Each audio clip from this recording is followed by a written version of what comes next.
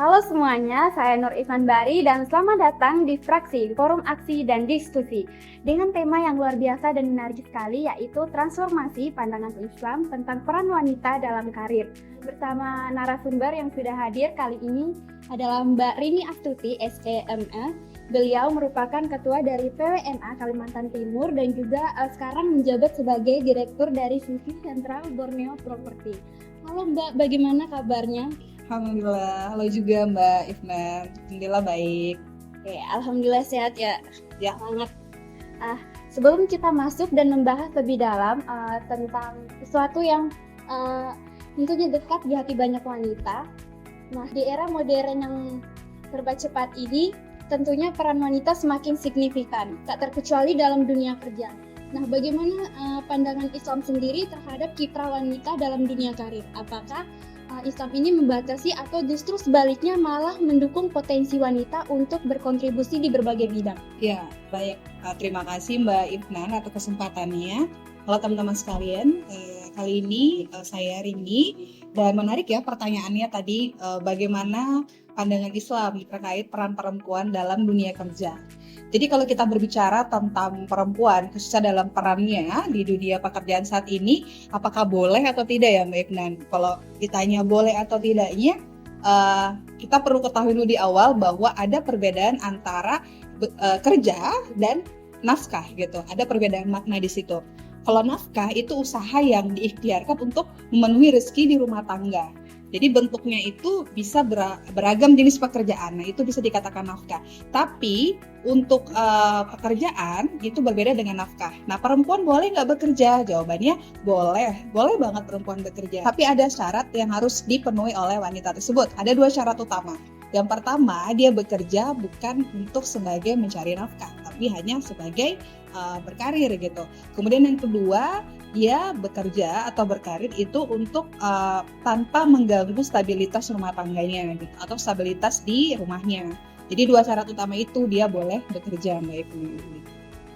Oke, selanjutnya dari Mbak sendiri melihat bagaimana sih interpretasi dari ajaran Islam ini tentang peran wanita dalam karir di zaman sekarang. Misalnya masih banyak statement-statement di luar sana yang membahas, yang mengatakan bahwa wanita nih nggak cocok bekerja, hanya cocok di rumah tangga saja gitu. Apakah ada ayat atau hadis khusus yang membahas tentang karir ini atau yang Mbak jadikan sebagai pedoman dalam memilih karir gitu? Ya, baik.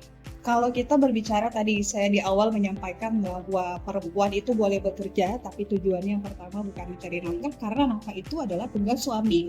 Nah perempuan boleh nggak bekerja? Boleh. Bahkan menurut Syekh Yusuf Al-Qaradawi mengatakan hukumnya itu diperbolehkan. Bahkan bisa jadi sunnah atau bahkan wajib ketika wanita itu membutuhkan atau keluarga tersebut membutuhkan. Contoh misalnya perempuan itu seorang janda yang mana dia tidak punya suami, kemudian tidak ada lagi yang bisa menafkahinya, maka dia disunnahkan atau bahkan wajib untuk bekerja. Dan kalau kita berbicara tentang bekerja, teman-teman sekalian, di zaman Nabi Muhammad SAW, perempuan itu banyak yang menjadi perawat, banyak yang menjadi guru gitu ya. Bahkan ranah-ranah tersebut adalah ranah-ranah yang harus diisi oleh perempuan gitu. Saya tanya, yang melahirkan siapa? Perempuan.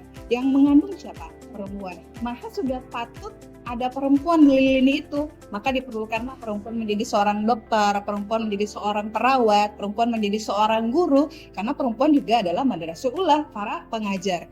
Dan kalau kita lihat contohnya ada di zaman sahabat, Aisyah radhiyallahu anha juga seorang pengajar, seorang guru, dia mengajar. Bahkan ada muridnya yang seorang laki-laki juga ikut belajar dengan Aisyah radhiyallahu anha, dengan tentu ada batasan-batasan hijab tertentu. Kemudian perempuan boleh tidak berdagang? Boleh. Contohnya siapa? Ada pedagang ulung yang kita kenal siapa? Khadijah radhiyallahu anha. Jadi tidak ada yang namanya batasan bahwa perempuan itu tidak boleh berkarir. Itu boleh banget. Dan kalau ditanya apa landasan hukumnya, dan salah satu yang saya menarik di sini dan menjadi landasan adalah salah satunya di Quran surah Al-Qasas ayat 23, 24, dan 26. Di sini dikisahkan tentang 2 putri Nabi Syuaib yang bekerja sebagai pengembala, yang menunjukkan bahwa bekerja di rumah itu bukanlah hal yang tabu bagi wanita. Mengatakan bahwa bekerja di luar rumah itu bukanlah hal yang tabu bagi wanita. bahkan di zaman Nabi sekalipun, terlebih sekarang yang sudah modernisasi, sudah banyak kemudahan-kemudahan keamanan yang akan diterima oleh perempuan di dunia kerja, maka tidak ada batasan atau larangan dengan catatan dua syarat yang awal saya sampaikan tadi. Yang pertama, tujuannya bukan untuk menjadi mencari nafkah, tapi ingin berkarir, ingin menyalurkan bakatnya, ingin menyalurkan apa yang dia bisa. Dan yang kedua, tidak mengganggu stabilitas tanggung jawabnya di rumah tangganya, seperti itu. Oke, baik. Saya mau tanya nih, Mbak, bagaimana cara Mbak itu bisa menyeimbangkan antara tuntutan karir dan juga keluarga? Bagaimana misalnya membagi antara waktu untuk bekerja dan juga untuk keluarga gitu? Iya, baik. Kita hidup itu bersosialisasi. Kita tidak hidup sendiri. Tentu ada ranah-ranah kita punya keluarga, punya orang tua yang bagi belum menikah, punya orang tua, punya saudara. Bagi yang sudah menikah tentu punya suami, punya anak misalnya. Maka bagaimana cara kita mengatur ketika kita bekerja adalah kita membagi yang namanya urgensitas, skala prioritas gitu. Ketika kita dibutuhkan di rumah tangga sebagai istri, sebagai ibu, maka kita lakukan. Ketika kita dibutuhkan di pekerjaan dan itu tidak mengganggu stabilitas di rumah tangga, maka silakan lakukan. Jadi kita harus bisa membagi dan menerapkan yang namanya skala prioritas. Dan tetap utamakan tanggung jawab kita sebagai perempuan di rumah tangga adalah sebagai ibu, sebagai sebagai istri. Oke, pernahkah Mbak merasa di tempat kerja itu diperlakukan tidak adil misalnya karena Mbak itu seorang perempuan nih, atau mau minta sarannya deh Mbak buat wanita-wanita di luar sana yang merasakan hal serupa seperti ini?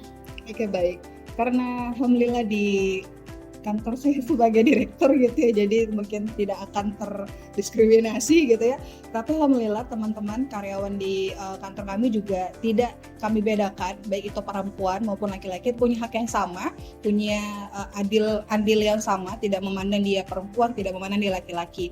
Lalu bagaimana jika teman-teman yang saat ini ada di posisi bekerja namun ada terjadi penindasan di pekerjaan, apa yang harus dilakukan? Maka yang pertama, teman-teman harus meniatkan niatnya untuk berkarir, niatnya untuk membagi kemampuan yang dimiliki itu adalah untuk beribadah kepada Allah Subhanahu wa taala. Agar apa? Agar lelahnya teman-teman sekalian di dunia pekerjaan, tekanan-tekanan yang teman-teman terima di dunia pekerjaan itu menjadi ladang pahala teman-teman sekalian. Kemudian yang kedua, ketika teman-teman bekerja itu niatkan untuk beramal sholih gitu, karena teman-teman di dunia pekerjaan sedang menyalurkan bakat teman-teman sekalian, sedang menyalurkan apa yang teman-teman bisa di dunia pekerjaan. Jadi sekali lagi, niatkan semuanya karena Allah, lurus karena Allah Subhanahu wa taala, dan selalu libatkan Allah dimanapun teman-teman bekerja saat ini. Oke, terakhir nih Mbak, Ya. apa nih boleh sampaikan pesan Mbak untuk wanita-wanita di luar sana yang ingin sukses dalam karir tapi tetap memegang teguh nilai-nilai Islam dalam memilih antara karir dan juga keluarga gitu, hadapi tekanan-tekanan ini tuh. Oke, baik. Pesan buat teman-teman sekalian yang saat ini bekerja, berkarir seperti itu ya. Yang pertama, tetap utamakan kewajiban teman-teman sebagai seorang perempuan. Yang kedua, ketika teman-teman bekerja, lihat batasan-batasan. Tetap jaga syariat Islam sebagai perempuan, kemudian menjaga batasan-batasan aurat. Kemudian yang ketiga, lihat tetap jaga batasan dengan yang bukan murim teman-teman gitu. Jadi teman-teman posisikan, silakan berkarir dimanapun itu, di bidang apapun itu, tetap terapkan syariat Islam di situ, seperti itu. Oke, terima kasih banyak Mbak atas diskusinya kali ini, sudah berkesempatan hadir dalam acara ini. Semoga diskusi kita kali ini membawa banyak inspirasi dan motivasi bagi teman-teman wanita di luar sana. Yep. Ingat, kunci kesuksesan bukan hanya dari pencapaian materi saja ataupun tekad kerja keras, tapi bagaimana teman-teman punya kontribusi positif bagi diri sendiri, keluarga, dan juga masyarakat. Amin. Sampai jumpa di episode selanjutnya. Billahi taufiq wal hidayah. Wassalamualaikum warahmatullahi wabarakatuh. Waalaikumsalam warahmatullahi wabarakatuh.